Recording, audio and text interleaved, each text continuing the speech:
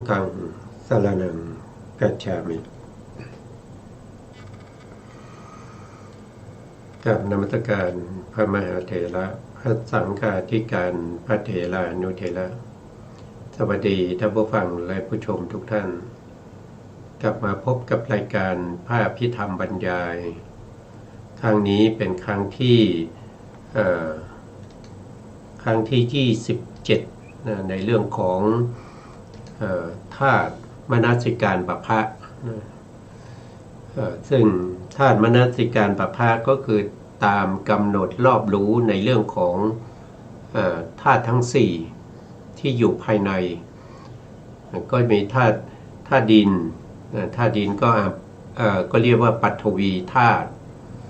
ธาตุน้ำก็อาโปธาตุธาตุไฟก็เรียกว่าเตโชธาตุธาตุลมก็เรียกว่าวายโยธาตุโดยเป็นหลักมีอยู่4ธาตุถ้ารวมด้วยที่เรากำหนดรอบรู้โดยสัมภาระของธาตุเหล่านี้แล้วก็จะมีอยู่ทั้งหมด42อาการนะครับก็จะแตกต่างจากการกำหนดรู้ในเรื่องของปฏิกูลมนสิการปภะปฏิกูลมนสิการปภะเนี่ยเป็นการกำหนดรู้ในปฐวีธาตุคือธาตุดิน20แล้วก็ธาตุน้ำ12รวมแล้วก็จะเป็น32อาการอาการกำหนดโดยความเป็นปฏิกูลโดยความเป็นปฏิกูลหรือว่าโดยความเป็นวรรณะเป็นวรรณะก็ขึ้นอยู่กับอัธยาศัยบุญบารมีของผู้ที่ปฏิบัติบางท่านก็มีบุญเก่ามีปุเพกตะปุญญาตาในอดีตเคยได้สะสมบุญบารมีในเรื่องของธาตุทั้งหลายเหล่านี้มาเพราะฉะนั้นมาในปัจจุบันนี้นะครับก็มากำหนดไม่นานก็สามารถที่จะปรากฏอะไรปรากฏก็คือปฏิกูลปรากฏหรือว่าอาจจะเป็นธาตุปรากฏหรือว่าอาจจะเป็นประเภทที่เป็นกสิณวรรณะปรากฏก็ได้นะก็ขึ้นอยู่กับตัวเองมีบุญบารมีสะสมมาในอัธยาศัยในเรื่องของธาตุเป็นไปในทางไหนนั่นเป็นหลักที่พระพุทธองค์แสดงก็ไม่ได้แสดงเพียงเท่านี้นะพระพุทธองค์แสดงไว้ในพระสูตรนะครับก็หลายพระสูตรด้วยกันนะครับบางทีก็แสดงในเรื่องของธาตุ6นะธาตุ6ก็จะเพิ่มไปอีก2นั่นก็คืออากาศธาตุแล้วก็วิญญาณธาตุอย่างเงี้ยนะครับหรือว่าจะแสดงโดยความเป็นอายตนะอายตนะ12ธาตุ18อย่างนี้ก็มีนะครับหรือว่าแสดงโดยความเป็นของร้อนนะครับในอาทิตตปริญญายสูตรก็แสดงไว้นะครับก็แสดงไว้ว่าสิ่งทั้งปวงเป็นของร้อนอะไรคือสิ่งทั้งปวงนะครับก็คือตาเป็นของร้อนรูปเป็นของร้อนจักขูวิญญาณเป็นของร้อนจักขูสัมผัสเป็นของร้อนแม้สุขเวทนาทุกขเวทนาที่เกิดขึ้นเพราะจักขูสัมผัสเป็นปัจจัยก็เป็นของร้อนเพราะอะไรเรากล่าวว่าร้อนเพราะคือไฟคือราคะไฟคือโทสะไฟคือโมหะ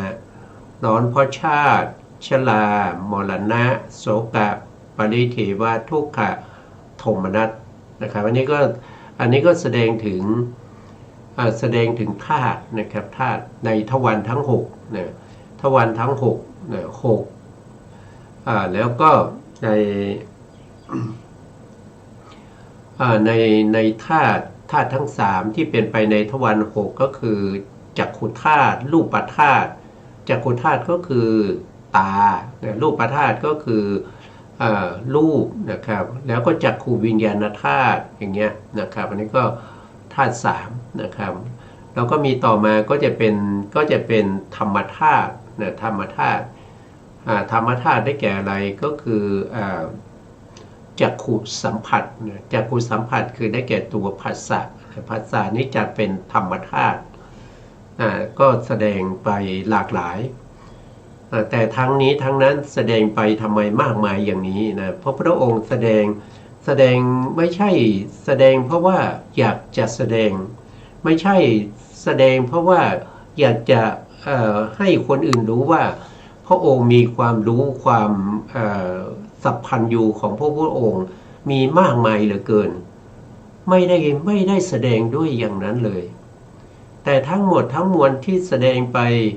นะครับก็หวังที่จะให้สัตว์นั้นได้ดวงตาเห็นธรรมได้ตรัสรู้ได้ตรัสรู้เป็นพระอริยบุคคลนะครับเมื่อสัตว์ทั้งหลายนะหรือว่าสาวกทั้งหลายหรือว่าภิกษุทั้งหลายเมื่อได้ดวงตาเห็นธรรมได้ตรัสรู้ธรรมเป็นพระอรหันต์แล้วพระองค์ก็จะไม่แสดงต่อนะครับเพราะฉะนั้นไม่แสดงต่อการที่ไม่แสดงต่อจึงมีปัญหากับบุคคลภายหลังอย่างเช่นพวกเราเนี่ยพวกเรามาฟังธรรมที่พระองค์แสดงแก่บุคคลที่เป็นอุคติตันยูหรือว่าวิปจิตตันยูหรือว่าเป็นเนยยะบุคคลสำหรับเราเป็นปัทภปรมะเพราะเราไม่ได้บรรลุในชาตินี้นะเมื่อเรามาฟังเพื่อเป็นอัธยาศัยเพื่อเป็นอุปนิสัยที่จะสะสมไปในพระพุทธเจ้าองค์ต่อไปแต่อย่างเช่นพระศรีอริยเมตไตรนะครับที่จะมาอุบัติในโอกาสข้างหน้านะครับเราก็จะได้มีบุญบารมีนะครับมีอะไรมีอัธยาศัยนะครับที่ได้ฟังธรรมมาจากพระพุทธเจ้าโคตมะนะแล้วก็ประพฤติปฏิบัติในพระพุทธเจ้าโคตมะเมื่อไปถึงพระพุทธเจ้าพระศรีอริยเมตไตรเราก็จะฟังธรรมแล้วก็พระพุทธเจ้าแสดงธรรมย่อๆให้เราฟังเราก็สามารถที่จะตรัสรู้ได้นะครับไม่ต้องไปเดินจงกรมจนเท้าแตกนะครับไม่ต้องไปนั่งสมาธิเป็น30-40 ปีมีแต่นิวรณ์ทั้งหลายลุมเร้าเนี่ยอันนั้นเป็นคนที่เขาเรียกว่าไม่มีบุญบารมีนะครับเหมือนกับปัจจุบันของเราไม่มีบุญบารมีที่สะสมไว้ในพระพุทธเจ้าองค์ก่อนๆนะครับเพราะฉะนั้นเรามาเจอพระธรรมคำสั่งสอนของพระพุทธเจ้าโคตมะแล้วจึงทำให้เราเนี่ยไม่สามารถที่จะได้ดวงตาเห็นธรรมแต่ก็ยังดีว่าเราได้สะสมบุญบารมีในสมัยพระพุทธเจ้าโคตมะนะครับถ้าเราไม่สะสมบารมีในพระพุทธเจ้าองค์ปัจจุบันแล้วเราจะไปสะสมบุญบารมีในศาสนาของใครศาสนาของใครพระพุทธเจ้าองค์ไหนเดี๋ยวไปถึงพระศรีอริยเมตไตรไม่รู้ว่าเราจะได้เกิดมาเป็นมนุษย์หรือเปล่าถ้าเราเกิดเป็นเดรัจฉานนะครับไปเป็นเปรตเป็นอสุรกายเป็นสัตว์นรกหมดโอกาสอีกหมดโอกาสที่จะได้ฟังธรรมของพระศรีอริยเมตไตรศาสดาของเราในอนาคตข้างหน้าแต่มันการเวียนว่ายตายเกิดเนี่ยไม่ใช่ว่าเราจะเกิดมาเป็นมนุษย์ทุกภพทุกชาตินะไม่ใช่ว่าเราจะได้เกิดเป็นเทวดานะครับหรือว่าเกิดเป็นพรหมนะมันมีเหตุมีปัจจัยนะครับนะแต่โดยส่วนมากแล้วพระพุทธองค์ได้ตรัสไว้ว่ามนุษย์ที่ตายจากความเป็นมนุษย์จะกลับมาเกิดเป็นมนุษย์มันน้อยมากนะครับอย่าไปพูดถึงเทวดาพูดถึงพรหมเลยมันนับเปอร์เซ็นต์ไม่ได้นะครับส่วนใหญ่ส่วนมาก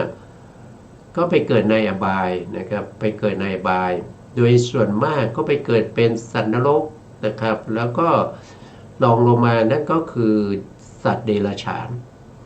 เมื่อได้ไปเกิดเป็นสัตว์นรกหรือเดรัจฉานแล้วก็มันยุ่งยากนะมันยุ่งยากที่จะได้กลับมาเกิดเป็นมนุษย์เพราะอะไรเพราะว่าในเดรัจฉานเนี่ยไม่มีการทำบุญนะครับไม่มีการทำบุญนะไม่มีการใส่บาตรนะครับไม่มีการจัดฟังเทศฟังธรรมไม่มีนะครับเดรัจฉานไม่มีเทศกาลทอดกฐินนะ ไม่มีเทศกาลอะไรทอดพระป่านะครับไม่มีการให้ทานไม่มีการรักษาศีลนะครับอาจจะมีรักษาศีลนะครับอย่างเช่นพระโพธิสัตว์พระโพธิสัตว์ในสมัยที่ไปเกิดเป็นพญานาคพญานาคก็เป็นเดรัจฉานนะครับเช่นภูริทัตตะจำเปยยะนาคราชอย่างนี้นะครับก็รักษาศีลนะครับรักษาศีลยิ่งกว่าชีวิตอันนั้นก็เป็นการสร้างบารมีของพระโพธิสัตว์อย่างเราจะมีบุญบารมีถึงขนาดนั้นหรือไม่รู้บางคนอาจจะมีนะครับบางคนอาจจะกำลังตั้งบารมีอยู่นั่นก็แต่ละท่านแต่ละคนก็ไม่เหมือนกันนะครับแต่ถ้าว่าโดยส่วนมากแล้วเนี่ยไปเป็นเดรัจฉานเนี่ยยากที่จะกลับมาเกิดเป็นมนุษย์นะครับเกิดเป็นมนุษย์เกิดเป็นเทวดาเนี่ยหาโอกาสมันน้อยมากนะครับมันริบหรี่นะเพราะฉะนั้นเราจึงสะสมบุญบารมีตอนที่เราเป็นมนุษย์ในปัจจุบันนี้จะเป็นเรื่องที่ดีที่สุดนะดีที่สุดแล้วก็เป็นเรื่องที่ไม่เพ้อฝันเพราะเราเป็นมนุษย์แล้วนะครับแล้วก็พระธรรมคำสั่งสอนของพระพุทธเจ้าก็ยังมีอยู่ในพระไตรปิฎกนะครับก็ยังมีครบทั้ง3ปิฎก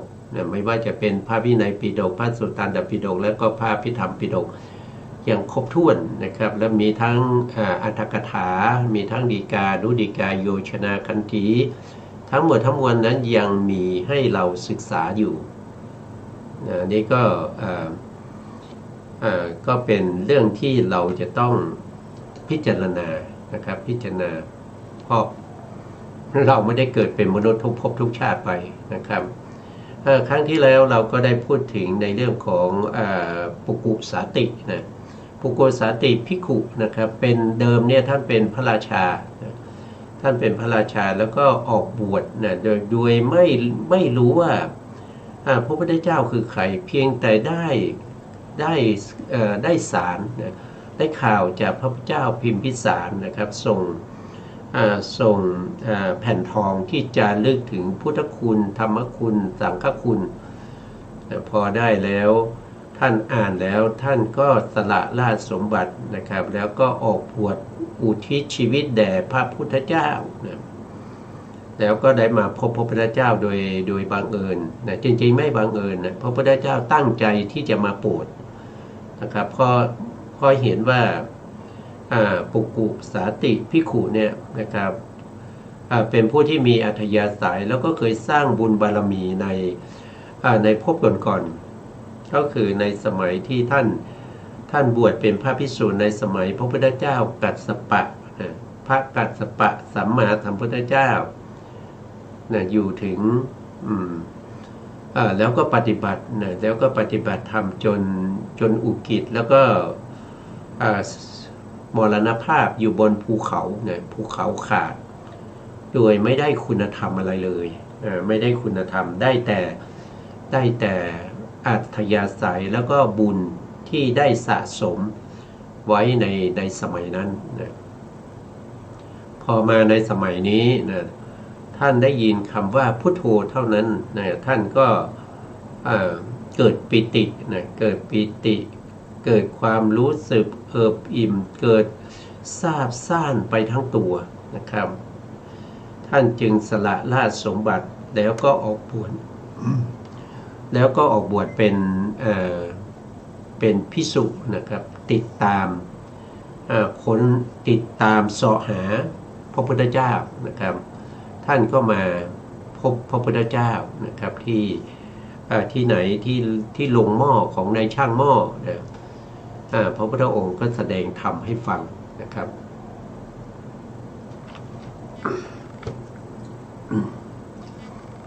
พระพุทธองค์แสดงธรรมในเรื่องของธาตุนะครับเรื่องของธาตุให้ฟังนะครับก็แสดงในเรื่องของธาตุ6นะครับธาตุ6ก็จะมีปฐวีธาตุอาโปธาตุเตโชธาตุวายโยธาตุอากาศธาตุแล้วก็วิญญาณธาตุแล้วก็แสดงในเรื่องของธรรมที่ควรตั้งไว้ในใจ4ธรรมที่ควรตั้งไว้ในใจ4 ก็มีปัญญานะครับปัญญาสัจจะ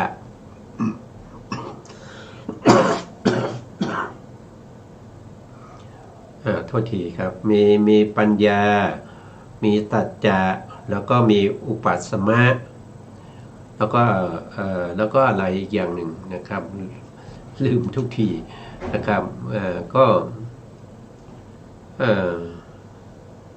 สัจจะจาคะนะครับจาคะนะครับที่พระพุทธองค์แสดงนะครับธรรมที่ควรตั้งไว้ในใจสี่ในตั้งไว้ในใจสี่ก็คือปัญญาเป็นธรรมที่ควรตั้งไว้ในใจนะครับแล้วก็สัจจะสองก็คือสัจจะควรตั้งไว้ในใจสามจาคะควรตั้งไว้ในใจสี่ก็คืออุปัสสมะก็คือเรื่องของความสงบมุ่งสู่พระนิพพานว่าโดยตรงก็คือพระนิพพานนั่นเองแล้วพระพุทธองค์ก็มาแสดงในเรื่องของธาตุหกธาตุหกที่พระพุทธองค์แสดงไปแล้วเราศึกษานะครับเราศึกษาผ่านไปนั่นก็คือปฐวีธาตุในครั้งที่แล้วในครั้งนี้เราก็มาศึกษาเพิ่มเติมนะครับในเรื่องของอาโปธาตุอาโปธาตุในข้อธรรมข้อที่685ดูก่อนภิกษุทั้งหลายก็อาโปธาตุเป็นไฉนคืออาโปธาตุภายในก็มีภายนอกก็มีก็อาโปธาตุภายในเป็นไฉนได้แก่สิ่งที่เอิบอาบซึมซาบไปกำหนดได้มีในตนอาศัยตนคือน้ำดีนะครับน้ำดีทุกคนมีนะน้ำดีใครไม่มีไม่รู้นะบางคนอาจจะไม่มีนะครับอาจจะตัดทิ้งไปนะเพราะว่าเกี่ยวกับเรื่องโรคภัยไข้เจ็บนะน้ำดีนะน้ำสะเลดนะน้ำดีน้ำสะเลดแล้วก็น้ำเหลืองนะน้ำเหลืองน้ำเลือดเหงื่อมันข้นนะน้ำตาเปรียวมันน้ำลายน้ำมูกน้ำมันไขข้อแล้วก็มูดตังนะครับวันนี้ก็มีอยู่12นะครับมีอยู่12อย่างก็เป็นธาตุน้ำนะก็เป็นอาโปธาตุมีอยู่ภายในสิ่งเหล่านี้เราควรจะต้องกำหนดรอบรู้นะกำหนดรอบรู้ไปทำไมแล้วก็เพื่อประโยชน์ไงเพื่อประโยชน์สูงสุดนั่นก็คือเรื่องของมรรคผลนิพพานการกำหนดท่านน้ำพวกนี้แล้วเข้าถึงพระนิพพานได้หรือนะครับก็เข้าถึงมาแล้วมากมายนะครับพระภิกษุในสมัยพุทธกาลเนี่ยเข้าถึงมาแล้วมากมายนะครับแล้วคนที่จะเข้าถึงตอนนี้นะท่านก็คือพระปุกุสาตินะครับท่านก็จะฟังธรรมที่พระพุทธองค์แสดงนะครับกำหนดรอบรู้ยังไงนะครับก็ให้รอบรู้ว่าธาตุน้ำเนี่ยมันอยู่ในตัวเรานะครับถ้าว่าโดยอภิธรรมเนี่ยธาตุน้ำเนี่ยก็พิจารณาโดยความเป็นลักษณะนั่นก็คือมีความเอิบอาบหรือว่าซึมซาบหรือบางทีก็จะพูดถึงมีลักษณะของการไหลมีลักษณะของการเกาะกลุ่มนะครับเกาะกลุ่มมันคล้ายๆกับกาวมันธาตุน้ำเนี่ยมันเหมือนกับกาวนะเหมือนกับกาวที่จะทำให้ธาตุดินนะครับธาตุไฟแล้วก็ธาตุลมเนี่ยให้เกาะติดกันนะให้เกาะติดกันนะครับธาตุน้ำก็เหมือนกับกาวที่มันเชื่อมต่อธาตุทั้ง3นะแต่จริงๆแล้วธาตุทั้ง4อย่างเนี้ยมันจะเขาเรียกว่าเป็นรูปที่มันแยกออกจากกันไม่ได้นะแยกออกจากกันไม่ได้นะครับเพราะว่าเขาเป็นมหาพุทธรูปนะมหาพุทธรูปนี่เป็นที่อาศัยเกิดของอุปาทายรูปและที่นี้มหาพุทธรูปเวลาจะเกิดขึ้นเนี่ยก็จะต้องมีอวินิโพครูปอวินิโพครูปก็จะมีอยู่8อวินิโพครูปเป็นรูปที่แยกจากกันไม่ได้มีอยู่8รูปด้วยกันก็คือมหาพุทธรูป4เนี่ยเราก็จะเห็นแล้วมหาพุทธรูป4ที่เกิด ในตัวของเราที่เป็นรูปกลาบนะจะต้องมี8รูปนะมีมหาพุทธรูป4แล้วก็มีรูปารมณ์นะวันนะวันนะก็คือรูปารมณ์วันนะแปลว่าสีนะครับก็มีรูปารมณ์นะครับแล้วก็มีคันธารมณ์คันธารมณ์คือกลิ่นนะคันธารมณ์อันที่อันที่7นะอันที่7ก็คือได้แก่รัสสาลมก็คือรสนะอันที่8นะธาตุที่8นั้นก็คืออาหารและรูปนะก็จะมีทั้งหมดเนี่ย8รูปด้วยกันนะ8รูปด้วยกันนะครับถ้าอยู่ในอาโปธาตุคือธาตุน้ำเนี่ยนะธาตุน้ำนี่ก็จะคือมีน้ำเนี่ยมีอะโปธาตุนี้มากใช่ไหมครับมีอะโปธาตุนี้มากจึงทำให้เกิดการเหลวกลายเป็นน้ำอย่างที่เราเห็นใช่ไหมเช่นน้ำดีอย่างเนี้ยน้ำดีเพราะอะไรก็เพราะว่ามีอะโปธาตุนี้มีมากนะมีอะโปธาตุมากนะครับมีปฐวีน้อยนะครับมีเตโชน้อยแล้วก็มีวายโยน้อยแต่มีอะโปธาตุมากเมื่ออะโปธาตุมากเนี่ยก็เกิดการรู้สึกมันจะเป็นลักษณะของวัสดุสิ่งของที่มันไหลได้อย่างเช่นน้ำดีอย่างเนี้ยเพราะมันมีอะโปมากนะครับแต่ในอะโปนั้นไม่มีปฐวีไม่มีเตโชไม่มีวายโยไม่ใช่คือมันจะมีนะครับมันจะมีแต่มันมีน้อยมันจึงกลายเป็นของเหลวกลายเป็นของเหลวแล้วนอกจากมีมหาพุทธรูป4แล้วนะมีมหาพุทธรูป4โดยมีอาโปเป็นประธานเพราะอาโปนี่มันมีมากแล้วก็มีวันนะนะครับอันนี้เป็น5นะครับ6ก็คือคันธะก็คือกลิ่นแล้วก็มีรัสสะก็คือรสด้วย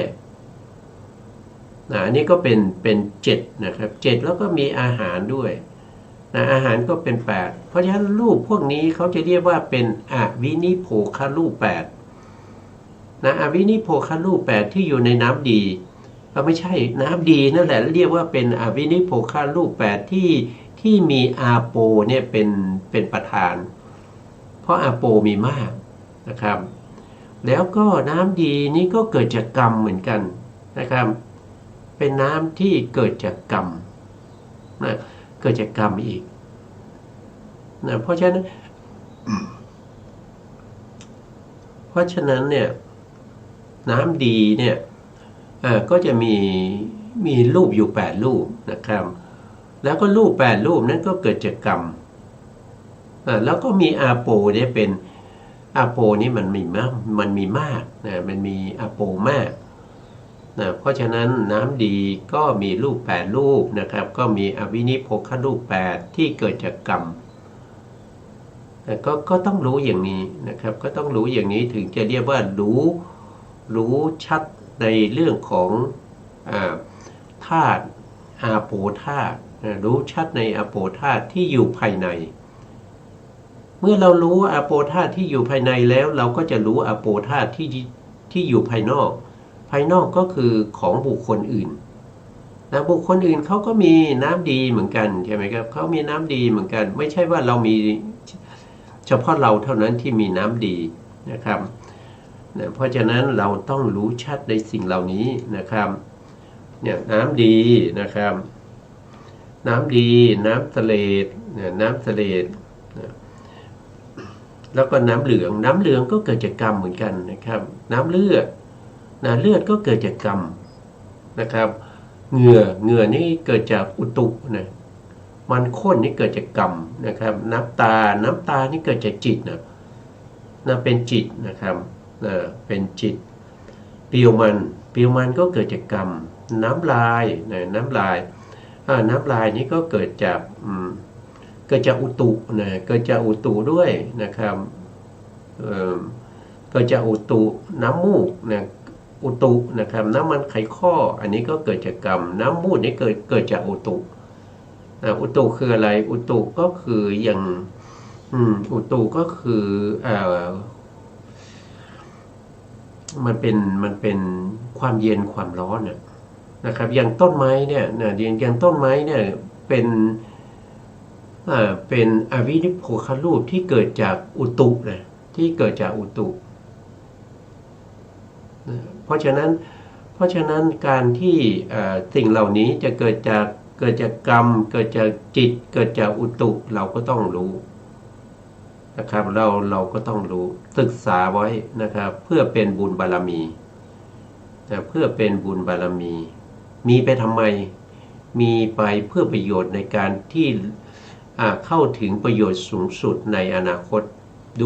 โดยสะดวกไม่ยุ่งยากนะครับเมื่อได้พบกับพระพุทธเจ้าพระพุทธเจ้าก็ไม่หนักใจเพราะอะไรเพราะว่าเราก็มีบุญบารมีที่เคยทำไว้ในพระพุทธเจ้าองค์ก่อนๆแต่ถ้าเราไม่เคยมีเลยเนี่ยพระพุทธองค์ก็ไม่รู้จะโปรดเราด้วยทำอะไรนะเพราะว่าดูแล้วจะแสดงธาตุ6ให้ฟังก็ไม่ได้นะครับเพราะไม่มีอัธยาศัยแสดงอะไรก็ไม่มีอัธยาศัยนะครับนอกจากว่าเราไปฟังธรรมในคนส่วนมากคนส่วนมากที่เขากำลังฟังธรรมกันอยู่แล้วก็เกิดเป็นอุปนิสัยเกิดเป็นสะสมไว้เป็นอัธยาศัยเป็นอัตตะเขาเรียกว่าเป็นปุเพกตบุญญาตาในอนาคตต่อไปนะเมื่อเรารู้ในเรื่องของท่าน้ำทั้งหลายนะครับแล้วท่านก็บอกว่านะครับหรือแม้สิ่งอื่นไม่ว่าชนิดใดๆนะครับที่ซึมซาบไปกำหนดได้มีในตนอาศัยตนนี้เรียกว่าอาโปธาตุภายในอาโปธาตุภายในก็อาโปธาตุทั้งภายในและภายนอกนี้แหละเป็นอาโปธาตุทั้งนั้นภายนอกก็คือเป็นของบุคคลอื่นนะอันนี้ไม่ได้หมายถึงแม่น้ำนะไม่ได้หมายถึงแม่น้ำไม่ได้หมายถึงสระนะไม่ได้หมายถึงหนองบึงหรือว่ามหาสมุทรทะเลนะไม่ได้หมายถึงอย่างนั้นภายนอกนี้หมายถึงของบุคคลอื่นนะของบุคคลอื่นนะครับอะไรล่ะก็น้ำดีน้ำทะเลน้ำเหลืองน้ำเลือดเหงือกมันข้นน้ำตาเปรี้ยวมันน้ำลายน้ำมูกน้ำมันไขข้อมูดเนี่ยของคนอื่นก็เรียกว่าเป็นภายนอกนะครับนี้แหละเป็นอาโปธาตุทั้งนั้นพึงเห็นอาโปธาตุนั้นด้วยปัญญาอันชอบตามความเป็นจริงอย่างนี้ว่านั่นไม่ใช่ของเรานั่นไม่ใช่เรานั่นไม่ใช่อัตตาของเราคือต้องเห็นให้ได้ว่าไม่ใช่ของเราแต่ตอนนี้น้ำดีนะครับน้ำดีมันก็เป็นของเรามันอยู่ในตัวเรานี่ใช่ไหมครับมันอยู่ในตัวเราก็ยึดว่ามันเป็นของเรานะครับถ้าไม่ยึดไม่ถือถ้าเขาบอกว่าขอหน่อยนะครับแล้วก็ตัดออกไปอย่างเนี้ยเราจะยอมไหมนะครับอยู่ๆเขาบอก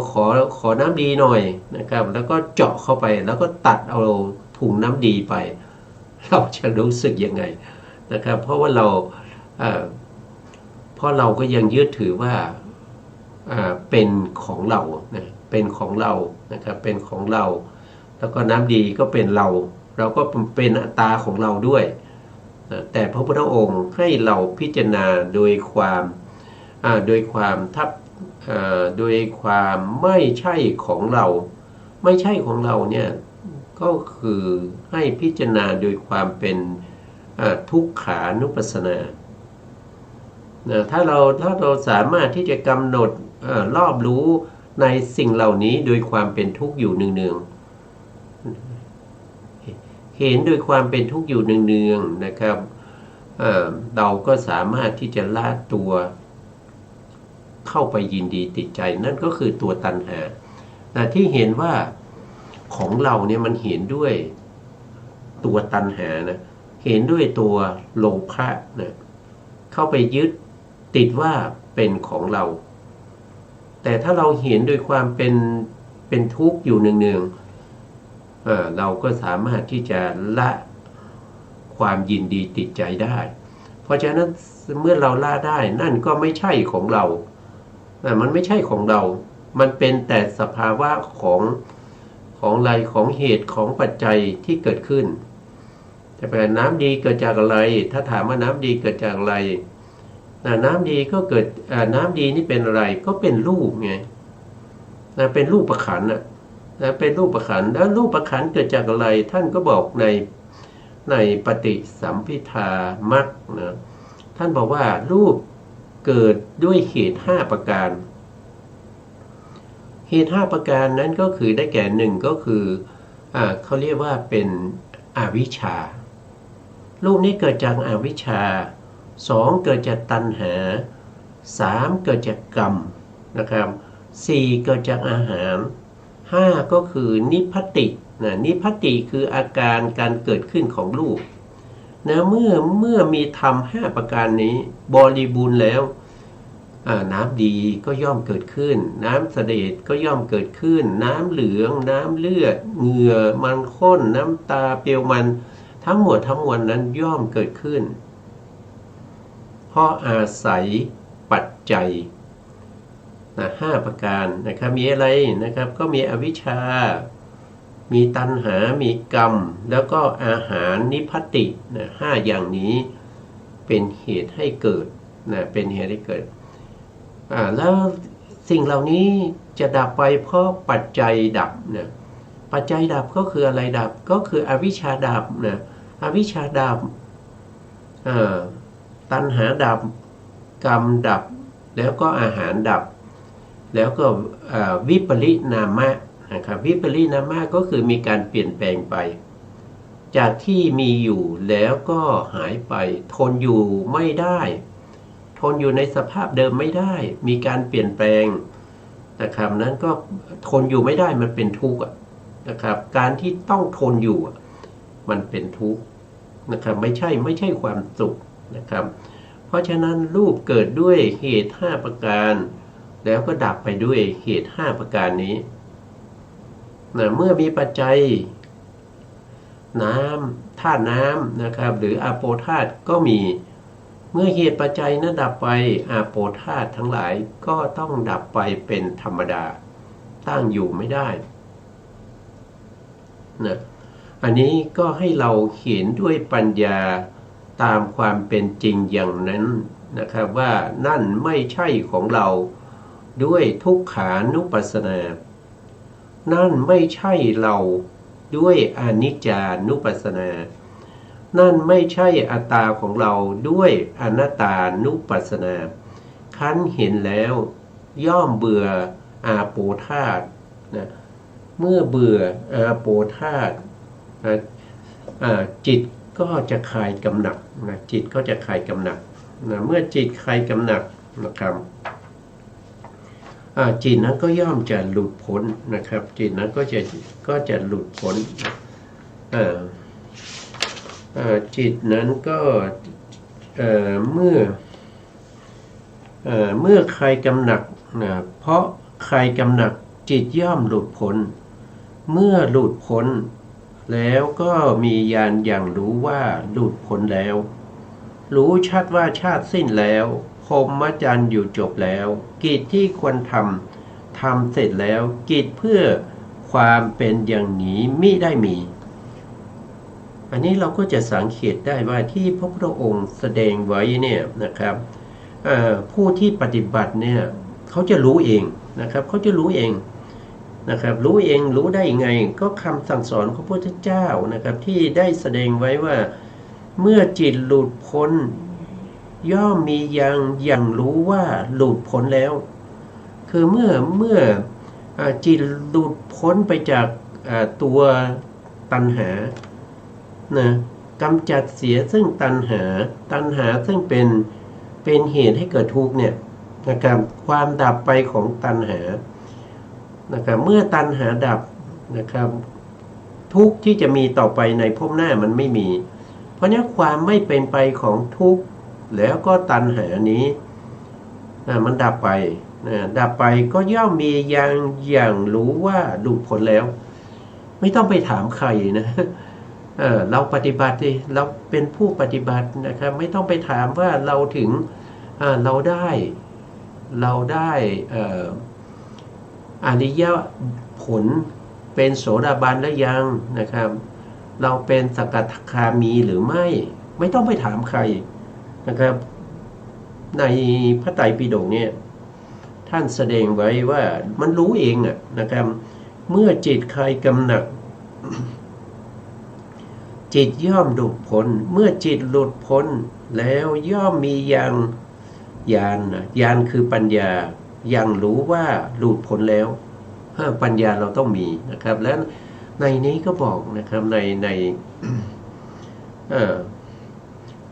ตรงนี้นะครับท่านก็บอกว่าด้วยปัญญาชอบตามความเป็นจริงแล้วปัญญาของใครก็ปัญญาของผู้ปฏิบัตินั่นเองนะครับผู้ที่กำลังปฏิบัตินั่นแหละปัญญาของคนนั้นไม่ใช่ปัญญาของอาจารย์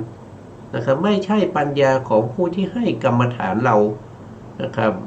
เพราะฉะนั้นเรารู้เองนะเรารู้เองนะครับเรากำหนดตามรอบรู้สิ่งเหล่านี้โดยความเป็นทุกข์โดยความเป็นทุกขานุปัสสนาหรือว่าอนิจจานุปัสสนาหรืออนัตตานุปัสสนาเมื่อ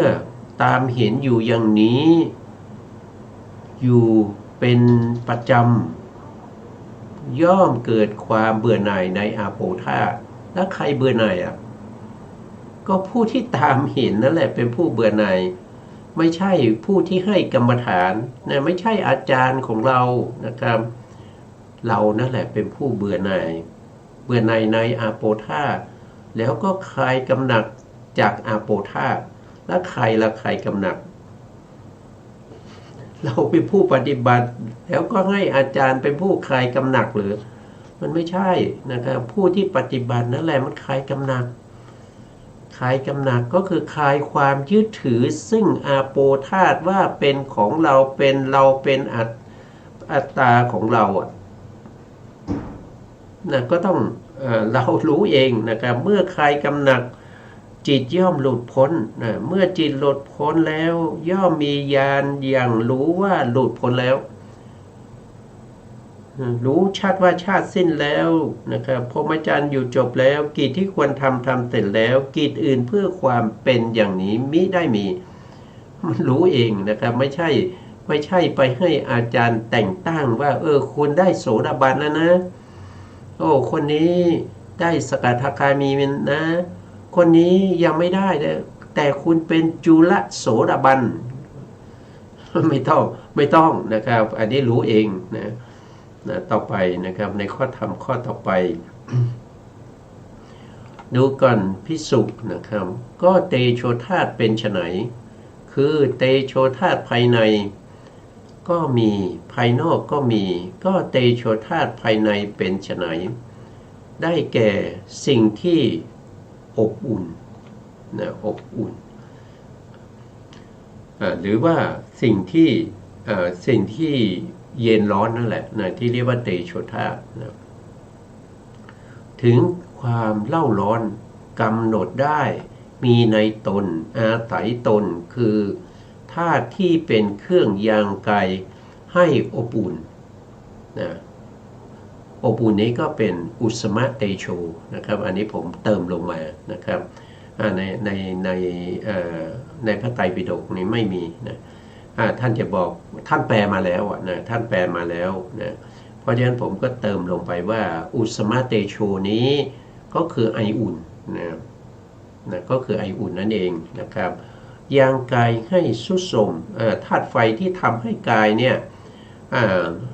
สุดโทรมก็คือแก่ชราทำให้หนังเหี่ยวทำให้ผมหงอกนะครับทำให้ฟันหักนะครับทำให้โขงงอนะครับ ตั้งตรงไม่ได้นะทำให้เชื่องช้าก็คือได้แก่ธาตุไฟที่ทำให้ที่เผาผลาญร่างกายของเราให้ทรุดโทรมไป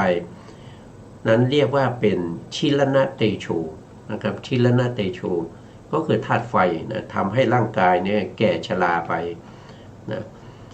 ยังกายให้กระวนกระวายนะครับกระวนกระวายนี้ก็คือหมายถึงว่าเจ็บไข้ได้ป่วยที่มีอุณหภูมิสูงใช่ไหมครับเมื่อเราไม่สบายนะครับเราเจ็บไข้ได้ป่วยอุณหภูมิร่างกายมันสูงเกิดความกระวนกระวาย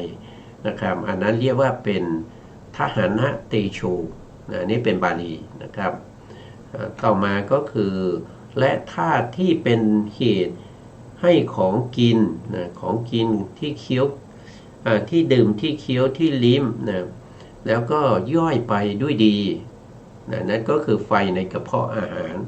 นะที่เรียกว่าเป็นปาจกะเตโชอันนี้เป็นบาลีเพิ่มเข้ามานะครับเพิ่มเข้ามาเพื่อที่เราจะได้จริงๆแล้วผมก็จำไม่ได้นะครับผมก็พิมพ์ไว้ตรงนี้นะครับคือการศึกษาเนี่ยนะครับถ้าเราดูบ่อยๆนะถ้าเราดูบ่อยๆแล้วก็ใส่ใจนะครับเราก็จะจำได้นะครับเราก็จะจำได้หรือว่าเราจะสาธยายแล้วก็ตึกนะตึกก็คือคิดถึงไออุ่นคืออุสมะเตโชนะครับคิดถึงว่าร่างกายที่เราแก่ชรานะหนังเหี่ยวผมงอกเนี่ยก็มาจากธาตุไฟที่ชื่อว่าชิลนะเตโชอย่างเงี้ยถ้าเราใส่ใจบ่อยๆมันก็จะจำได้นะครับเมื่อเราจำได้เราสามารถที่จะนำไปตึกนำไปพิจารณานำไปพิจารณาใส่ใจสังเกตนะครับธาตุไฟเหล่านี้มันก็จะปรากฏชัดเจนแก่จิตของเรา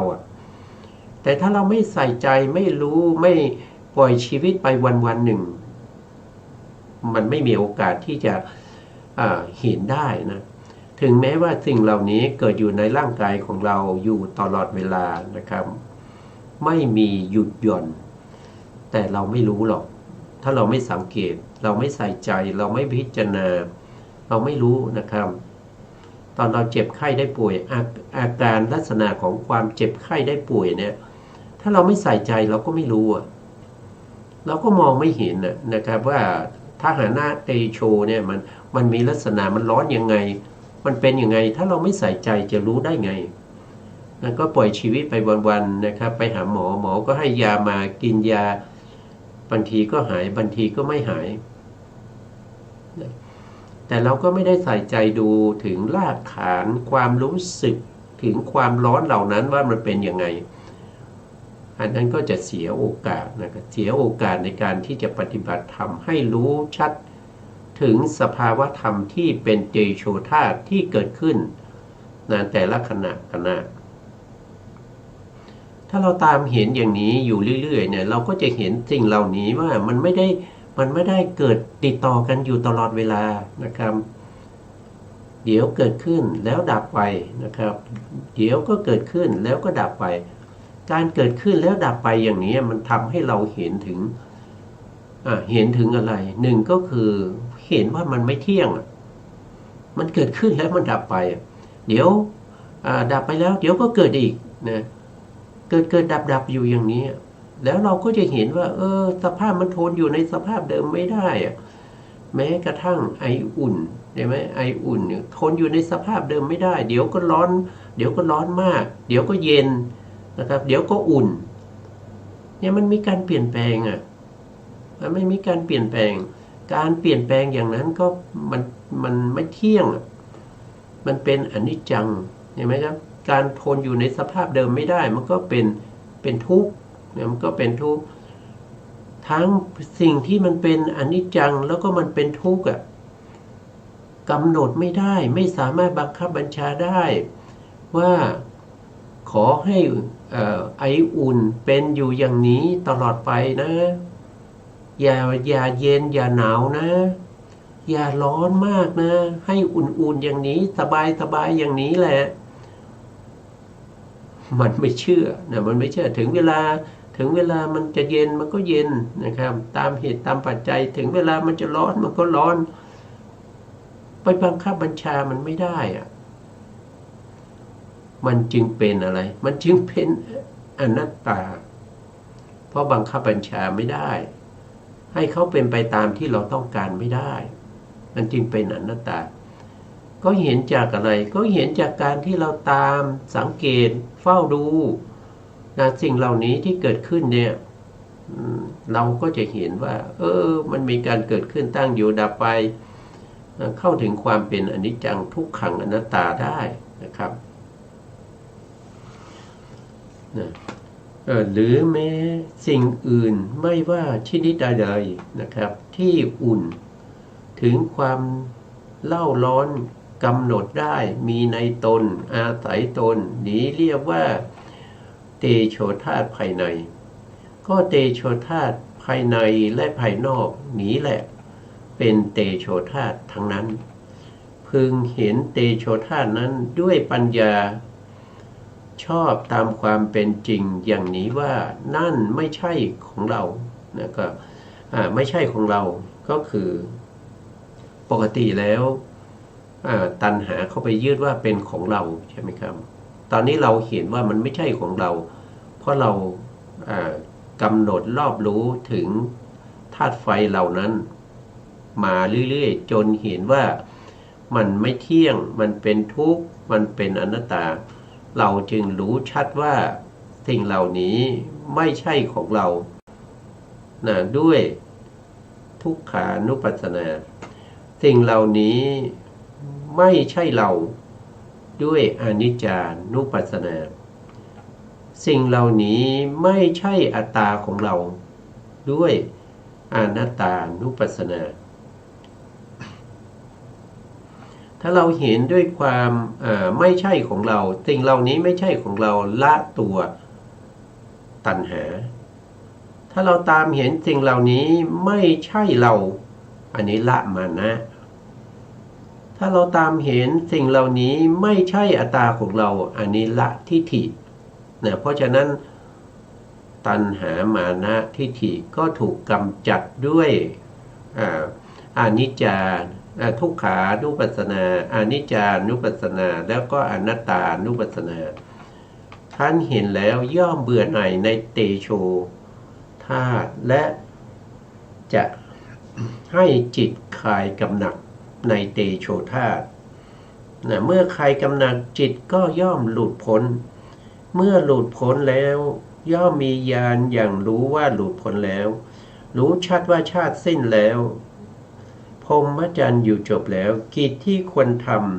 ำได้กิจที่ควรทำได้ทำเสร็จแล้วกิจอื่นเพื่อความเป็นอย่างนี้มิได้มีอันนี้ก็ผ่านไปอีกหนึ่งธาตุนะครับต่อไปก็เป็นธาตุที่4นะครับเรียกว่าวายโยธาตุนะครับดูก่อนภิกษุนะครับก็วายโยธาตุเป็นไฉนคือวายโยธาตุภายในก็มีภายนอกก็มีก็วายโยธาตุภายในเป็นไฉนได้แก่สิ่งที่พัดผันสิ่งที่พัดผันไปกำหนดได้มีในตนอาศัยตนคือลมที่พัดขึ้นเบื้องบนลมที่พัดขึ้นเบื้องบน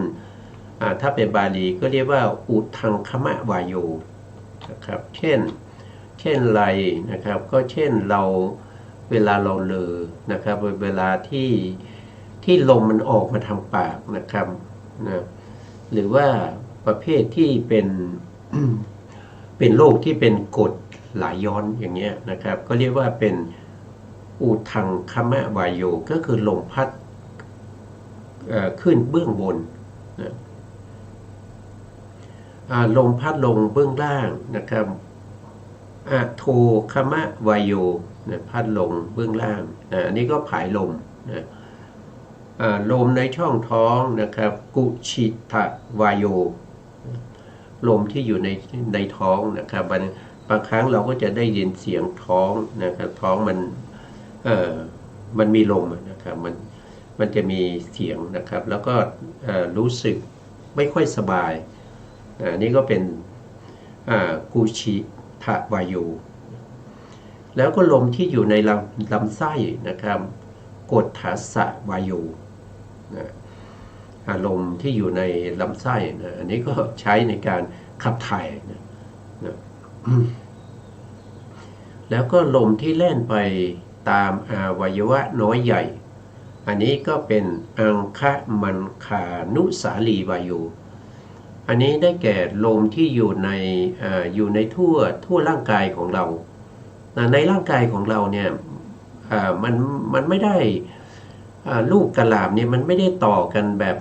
ติดเป็นเนื้อเดียวนะครับ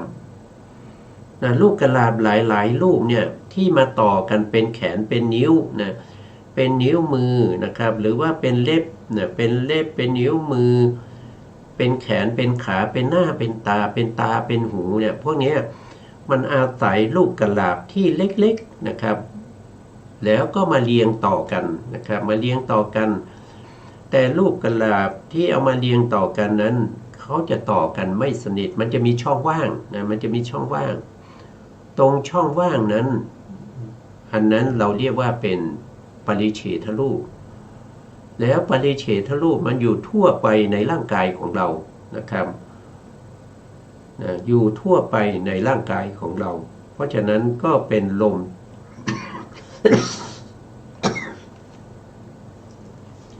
อันนี้ก็เป็นลมที่มันมีอยู่ทั่วไปในอวัยวะน้อยใหญ่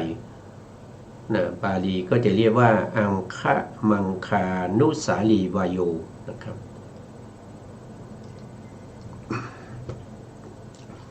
แล้วก็6ก็คือได้แก่ลมหายใจ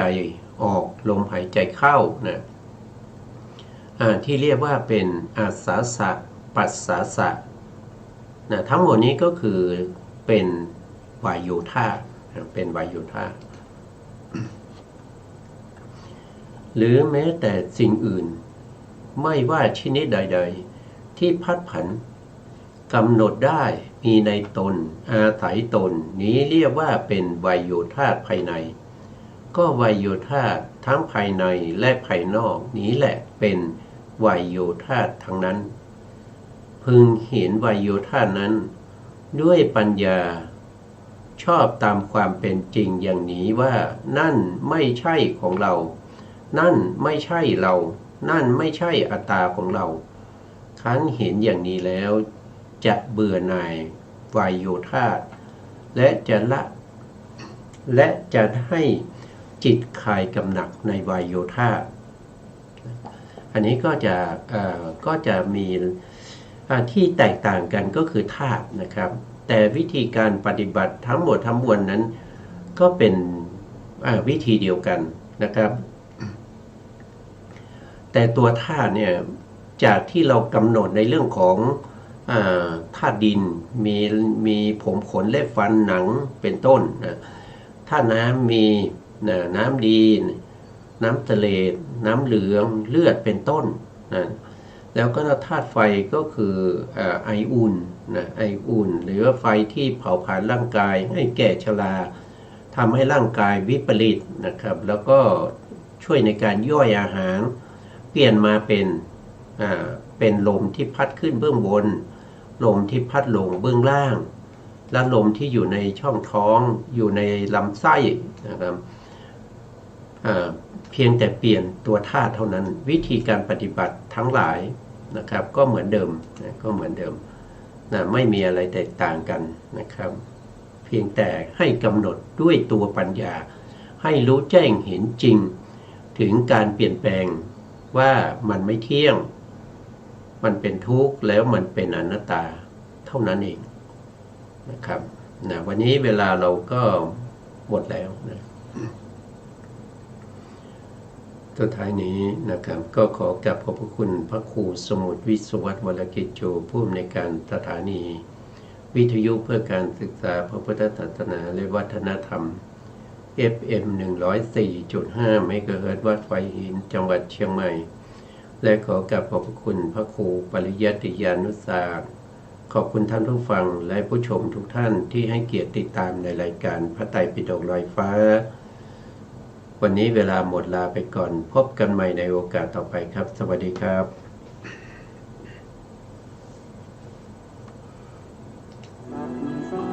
บ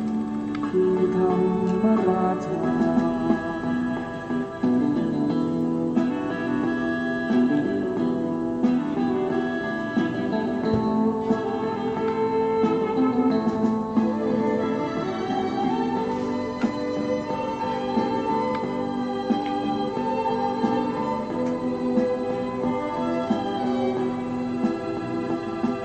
เจริ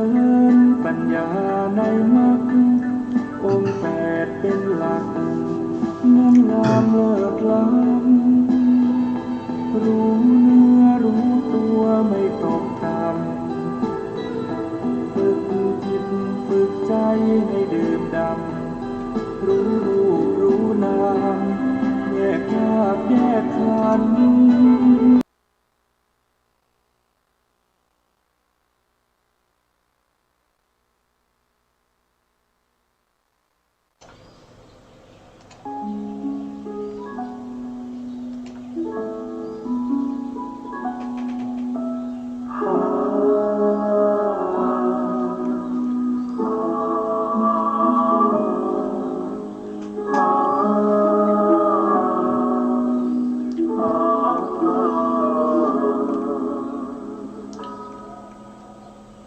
พระอภิธรรม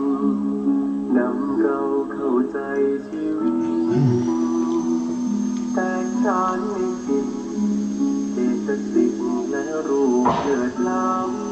ำเป็นใจความเป็นยอดที่สุดแห่งธรรมมีรูปนามควรใฝ่ตั้งใจศึกษาคือพระธรรมที่นำสู่การตื่นรู้นำแสงมาถึงดวงจิตที่ติดตัณหาเป็นธรรมที่แสดงแด่พุทธมารดาลึกซึ้งยิ่งกว่าสมุทรสุดแสนยาวไกลกรรมเก่าเกิดผ่านได้กรรมใหม่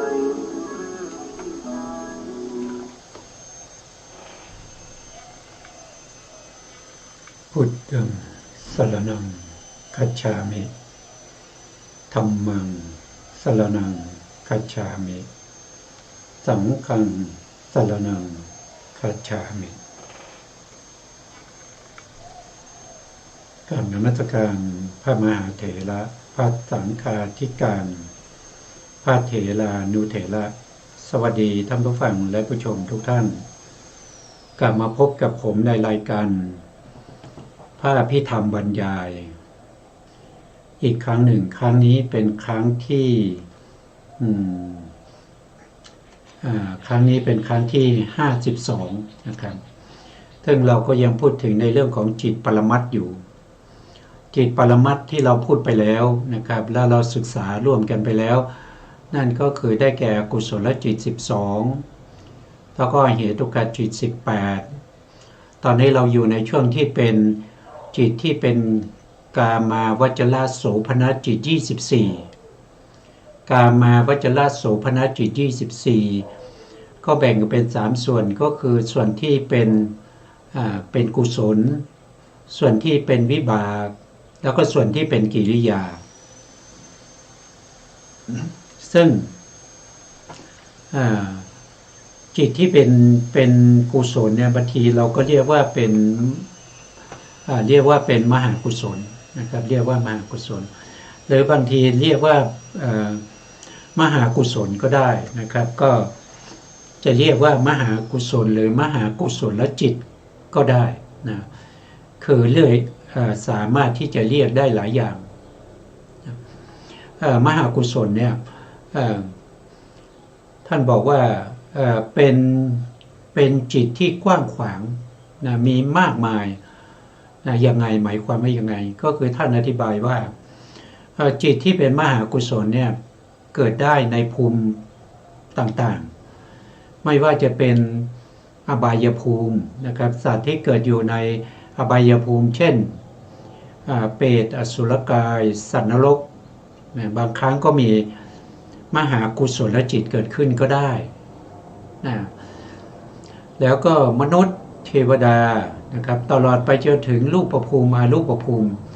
ก็สามารถที่จะมีมหากุศลจิตเกิดขึ้นได้หรือบางครั้งก็ประกอบกรรมอันเกี่ยวกับเรื่องของกุศลในการกระทำไม่ว่าจะเป็นทางกายทางวาจานั่นก็ย่อมมีสมุฏฐานมาจากจิตจิตที่เราพูดถึงตอนนี้ก็คือมหากุศลหรือมหากุศลจิตเป็นจิตที่เป็นสมุฏฐานให้เราให้เกิดการกระทำทางกายวาจาอย่างเช่นวาจาก็มีการไหว้พระสวดมนต์นะครับหรือว่าทางกายก็มีการให้ทานมีการให้ทานมีการเว้นจากปาณาติบาตเว้นจากการลักทรัพย์ประพฤติผิดในกามหรือว่าเว้นจากการดื่มสุราและพวกนี้ก็เป็นกายกรรมที่ประกอบด้วยมหากุศลหรือมหากุศลจิตเรียกได้ทั้งสองจะเรียกมหากุศลก็ได้มหากุศลจิตก็ได้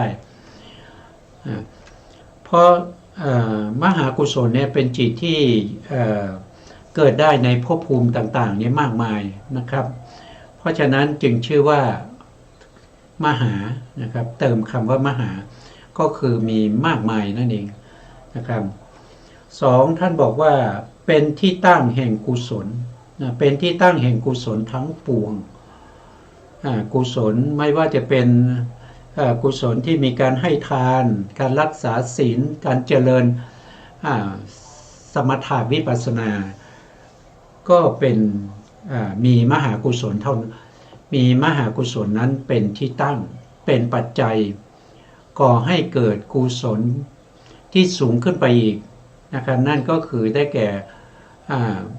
ฌานจิตหรือฌานกุศลจิตหรือมรรคจิตผลจิตพวกนี้ก็มีมหากุศลนี้เป็นบาทเป็นบาทอย่างเช่นเราทำสมาธิเราเจริญอานาปานสติกำหนดลมหายใจเข้าออกในขณะที่เรากำหนดลมหายใจเข้าออกเรามีจิตนะครับจดจ่ออยู่ที่ลมหายใจกระทบกับปลายจมูกหรือว่าโพรงจมูกหรือว่าบนริมฝีปากด้านบนจุดใดจุดหนึ่งที่ปรากฏชัดเจนในขณะที่ลมกระทบนั้นจิตที่จะเกิดรู้การกระทบนั้นต้องเป็นมหากุศลเป็นมหากุศลประเภทที่จะเป็นญาณวิปยุตหรือสัมปยุตก็ได้ใหม่ๆอาจจะเป็นญาณวิปยุตคือไม่ประกอบด้วยปัญญาแต่ถ้าไม่เป็นมหากุศลแล้วเนี่ยอานาปานสติหรือการกำหนดลมหายใจของเราเนี่ยก็ไม่สามารถที่จะเข้าถึงอุปจารสมาธิได้เมื่อเข้าไม่ถึงอุปจารสมาธิก็อย่าไปหวังว่าเราจะได้ฌานเพราะว่าอุปจารสมาธิเนี่ยจะเป็นสมาธิที่เกิดก่อนฌานแล้วเป็นสมาธิที่อยู่ใกล้กับฌานถ้าเราไม่ได้อุปจารสมาธิเราก็ไม่มีโอกาสที่จะได้อัปปนาฌานหรือปฐมฌานทุติยฌานตติยฌานจตุตฌานไม่ได้เลยนะเพราะว่าอัปปนาฌานมันต้องมีอุปจารสมาธินี่เป็นบาทนะแล้วก็เช่นเดียวกันกับผู้ที่เจริญวิปัสสนานะครับผู้ที่เจริญวิปัสสนาจะเข้าถึงนามรูปปริเฉทญาณหรือเป็นวิปัสสนาญาณญาณเบื้องต้นนั้นก็จะต้องมีอุปจารสมาธิเกิดขึ้นก่อนถ้าไม่มีอุปจารสมาธิเราไม่สามารถที่จะเห็นรูปนามโดยการประจักษ์แจ้งโดยการประจักษ์ตังที่เรียกว่าเป็นนามรูปปริเฉทญาณหรือยัตถาภูตญาณทัศนะเราไม่มีโอกาสเห็นเมื่อเราไม่มีโอกาสเห็นอย่างนี้เราจะไปกำหนด ปัจจัยของรูปนามก็ไม่ได้นะปัจจยปริฆหายานก็จะต้องได้นามรูปปริเฉทญาณมาก่อนถึงจะกำหนดปัจจัยของรูปนามได้ถ้าเราไม่ได้นามรูปปริเฉทญาณนั่นแสดงว่าเราไม่มีสมาธิที่มีกำลังเทียบเท่ากับอุปจารสมาธิเราก็ไม่มีโอกาสที่จะเห็นรูปนามโดยความเป็นอนิจจังทุกขังอนัตตาได้เพราะญาณที่หนึ่งเราก็ยังไม่ได้ญาณที่สองเราก็ยังไม่ได้ญาณที่หนึ่งนามรูปปริเฉทญาณมีเบื้องบาทก็คืออุปจารสมาธิเป็นบาทแล้วนามรูปปริเฉทญาณก็เป็นบาทให้เกิดปัจจยปริฆหายานก็คือเห็นปัจจัยของรูปนามปัจจยปริฆหายานก็เป็นเหตุเป็นปัจจัยให้เกิดสัมมาสนญาณสัมมาสนญาณก็จะเห็นความเกิดขึ้นตั้งอยู่ดับไปของรูปและนามมันก็จะเป็นระดับกันไปถ้าเราไม่ได้มหากุศลนะครับเราไม่ได้มหากุศลแล้วมหากุศลของเราเนี่ยไม่มีกำลังนะครับไม่มีกำลังเกิดขึ้นแล้วก็ดับไปเดี๋ยวก็เกิดเดี๋ยวก็ดับเดี๋ยวก็เกิดนะครับแล้วก็มีนิวรณ์เข้าแทรกอยู่ประจำเนี่ยมันก็กำลังของอุปจารสมาธิก็เกิดไม่ได้เพราะฉะนั้นเราก็ไม่มีสิทธิ์ที่จะไปหวังให้ได้ฌานให้ได้มรรคให้ได้ผลเป็นไปไม่ได้นะครับเพราะว่าสิ่งเหล่านี้จะต้องมีมหากุศลเป็นบาทมันมีมหากุศลหรือมหากุศลจิตนั้นเป็นบาทเลยมหากุศลหรือมหากุศลจิตเนี่ยก็จะมีอยู่8ดวงด้วยกันนะครับมีอยู่8ดวงด้วยกันนะครับท่านก็เราก็มาดูรายละเอียดนะครับที่ท่านแสดงไว้นะครับดวงที่1นะครับดวงที่1ชื่อว่าสมนัสสะคตังญาณสัมปยุตตังอาสังขาริกังถ้าผู้ที่ติดตามรายการนี้ก็สามารถที่จะแปลได้นะครับอันนี้เป็นชื่อของมหากุศลดวงที่1สามารถแปลได้ถ้าเราเห็นบาลีอย่างนี้เราก็แปลได้แปลจากไหนก็แปลจากข้างหลังไปข้างหน้านะครับอาสังขาริกังนะครับอาสังขาริกังก็แปลว่าจิตที่เกิดขึ้นโดยไม่มีการชักชวนเพราะมันเป็นใช่ไหมนี่คือไม่ตัดสั่งนี่หมายความว่าสังขาริกเนี่ยแปลว่าชักชวนมีการชักชวนเพราะฉะนั้นถ้าจะแปลให้ได้เนื้อความก็จะแปลว่าจิตที่เกิดขึ้นโดยไม่มีการชักชวนก็คืออสังขาริกแล้วต่อมาเราก็แปลข้างหน้าสมนัสสะคตังก็แปลว่าพร้อมด้วยความดีใจญาณสัมปยุตตังประกอบด้วยปัญญานะครับประกอบด้วยปัญญาอันนี้ก็เป็นชื่อของมหากุศลดวงที่1นะว่าโดยเวทนาก็เป็นสมนัสเวทนาว่าโดยญาณก็เป็นญาณสัมปยุตว่าโดยสังขารก็เป็นอาสังขาริกต่อไปดวงที่2สมนัสสะคตังญาณสัมปยุตตังสัสังขาริกังสัสังขาริกเนี่ยแปลว่ามีการชักชวนแปลเนื้อหาก็จะได้เป็นจิตที่เกิดขึ้นโดยมีการชักชวนแล้วก็ไปสมนัสสะคตังพร้อมด้วยความดีใจญาณสัมปยุตตังประกอบด้วยปัญญาถ้าแปลทั้งหมดก็สมนัสสะคตังญาณสัมปยุตตังสัสังขาริกังจิตที่เกิดขึ้นโดยมีการชักชวนพร้อมด้วยความดีใจประกอบด้วยปัญญาอันนี้ก็เป็นดวงที่2นะดวงที่3นะดวงที่3สมนัสสะคตังญาณวิปยุตตังอาสังขาริกังตรงนี้จะแตกต่างนะแตกต่างกับ2ข้อแรกนะครับดวงที่1แล้วก็ดวงที่2แตกต่างตรงนั้นก็คือเป็นญาณวิปยุตเป็นญาณวิปยุตนี่แตกต่างกับดวงที่1ที่เป็นญาณวิปยุตถ้าว่าโดยแตกต่างกับดวงที่2 ก็จะแตกต่างกัน2ตำแหน่งนั่นก็คือญาณวิปยุตและอสังขาริกัง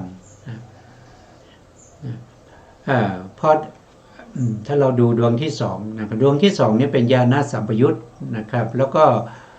ก็เป็นสัตสังขาริกแต่ถ้าเป็นดวงที่3นี่ก็เป็นญาณวิปยุตนะข้างบนเป็นสัมปยุตนะข้างบนดวงที่2เป็นสัมปยุตดวงที่3เป็นวิปยุต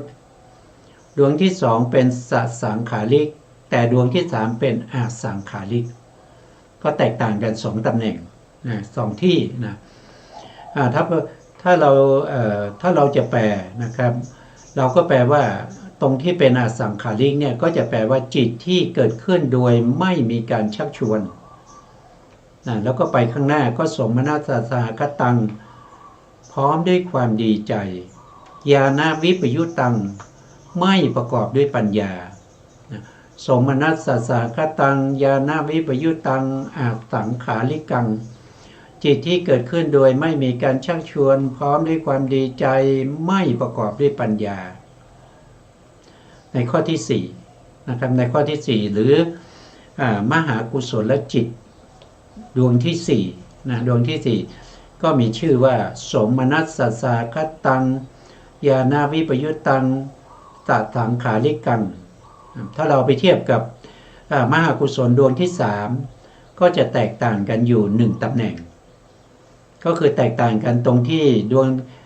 มหากุศลดวงที่3นี่เป็นอสังขาริกแต่ถ้าเป็นดวงที่4เป็นสัตสังขาริกแต่ถ้าไปเทียบกับดวงที่2นะดวงที่2เราก็จะเห็นว่าเขาจะแตกต่างกันอยู่1ที่นะครับ1ที่นั่นก็คือญาณสัมปยุตถ้าเป็นดวงที่4เป็นญาณวิปยุตนะก็จะแตกต่างกันอย่างนี้นะถ้าใครจำดวงที่1ได้นะครับดวงที่2ก็ไม่มีปัญหาดวงที่3ไม่มีปัญหาดวงที่4ดวงที่5ดวงที่6ดวงที่7ดวงที่8ไม่มีปัญหาเพราะมันแตกต่างกันนิดหน่อยนะครับมันไม่ได้ต่างกันมากนะดวงที่4สมนัสสาคตังญาณสัมปยุตตังสัตสังขาริกังแปลจากข้างหลังสัตสังขาริกังจิตที่เกิดขึ้นโดยมีการชักชวนสะนี่แปลว่ามีถ้าเป็นก็เป็นไม่มีนะสะก็คือมีการชักชวนถ้าเป็นก็คือไม่มีการชักชวนนะสังขาริกังจิตที่เกิดขึ้นโดยมีการชักชวนสมนัสสาคตังพร้อมด้วยความดีใจญาณวิปยุตตังไม่ประกอบด้วยปัญญาต่อไปดวงที่5ดวงที่5ก็จะมีเวทนาเป็นอุเบกขาเวทนาก็จะต่างกันที่เวทนาแตกต่างกันที่เวทนา